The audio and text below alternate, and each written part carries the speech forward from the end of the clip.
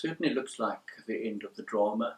If Helen Zille had not apologised and the DA leader, Mmusi Maimane, had not forgiven her and the federal executive had not forgiven her, this could have carried on endlessly with legal battles going on for the next 2 years running up to the 2019 national election. And that would have been a repeat of the whole COPE experience with Terry Laporta and Mr. Shilowa, the co-leaders of COPE, which ultimately demolished the COPE breakaway from the ANC,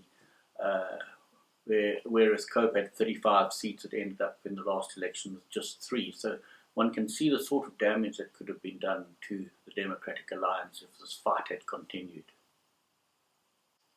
Well, she said to the press conference at the Rosebank Hotel now that she could see that it was undermining the leadership of Mmusi Maimane, and that her tweet and her subsequent utterances regarding colonialism had done damage, and it had undermined the leadership, that is Mmusi Maimane. This whole thing had undermined his leadership, and it was required for her to stand back and look at the possible damage that could have been done, and she therefore unreservedly apologised. Well, it's very interesting. James Self, who's the federal executive chairperson, said before this press conference this morning that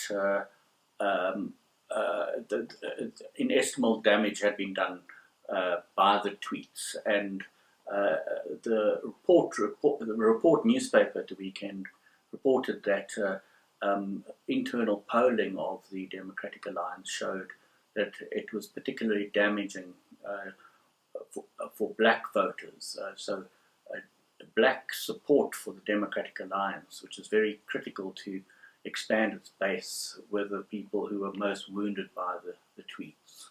So this looks as if a compromise has been reached and reconciliation, as the leader put it, can now occur. And Helen Zille will not participate in party structures. She will focus on being Premier of the Western Cape until elections are held in 2019. Well, the economic freedom fighters, Julius Malema, has warned that if Helen Zille was not booted out of the party, they would withdraw their support for coalition governments in Tshwane and Johannesburg. James Self, the federal chair, said that they couldn't be held ransom effectively by Julius Malema. And if he wanted to throw those cities to an ANC governance there, that would be for his conscience to dictate. But they were not going to be dictated to by an outside leader. He pointed out that party procedures in the DA were, in terms of due justice and due diligence. So they couldn't be dictated to by another opposition party leader's choices.